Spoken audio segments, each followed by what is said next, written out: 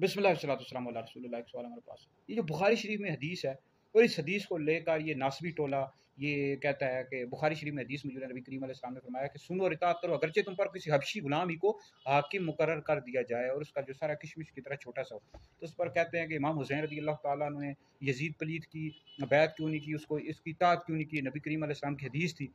तो कुछ बदबख्त नासबी इमाम हुसैन रज़ी अल्लाह ताला अन्हु पर माज़अल्लाह बगावत का इल्ज़ाम लगा देते हैं।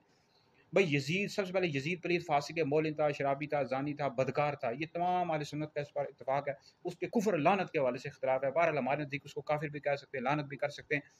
तो ये यजीद पलीद बदबख्त, इसने इस्लाम के जो अहकाम है उनको पामाल कर दिया था। इमाम हुसैन रज़ी अल्लाह ताला अन्हु ने इस वजह से उसकी बैत नहीं की। अगर इमाम हुसैन रज़ी अल्लाह ताला अन्हु उसकी बैत कर लेते तो फिर बाकी लोग भी आपके पीछे चलकर उसकी बैत कर लेते।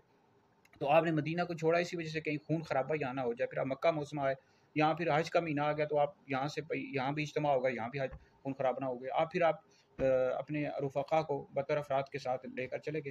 तो ये करबला के मकाम पर यजीदी फ़ौज ने रोक लिया और 7 मुहर्रम को पानी बंद कर दिया। 10 मुहर्रम को करबला के जितने भी अफराद थे, सरकार इमाम हुसैन रज़ी अल्लाह तआला अन्हु सबको शहीद कर दिया। 10 मुहर्रम जुमे का दिन था, 61 हिजरी थी। तो सरकार इमाम हुसैन रज़ी अल्लाह तआला अन्हु की जो उस वक्त उम्र मुबारक थी वो 56 साल थी। तो इन बदबख्तों ने शहीद करवा दिया कर दिया। तो ये हरगिज़ भी सरकार इमाम हुसैन रज़ी अल्लाह तआला अन्हु पर बगावत का इल्ज़ाम नहीं लगा सकते। जो लगाएगा वो नासबी है, अहले बैत का दुश्मन है। तो आपने तो इस वजह से बैत की कि वो उसने शरीयत के अहकाम को बमाल कर दिया था, फांसी का मोलिन था, शराबी था, जानी था।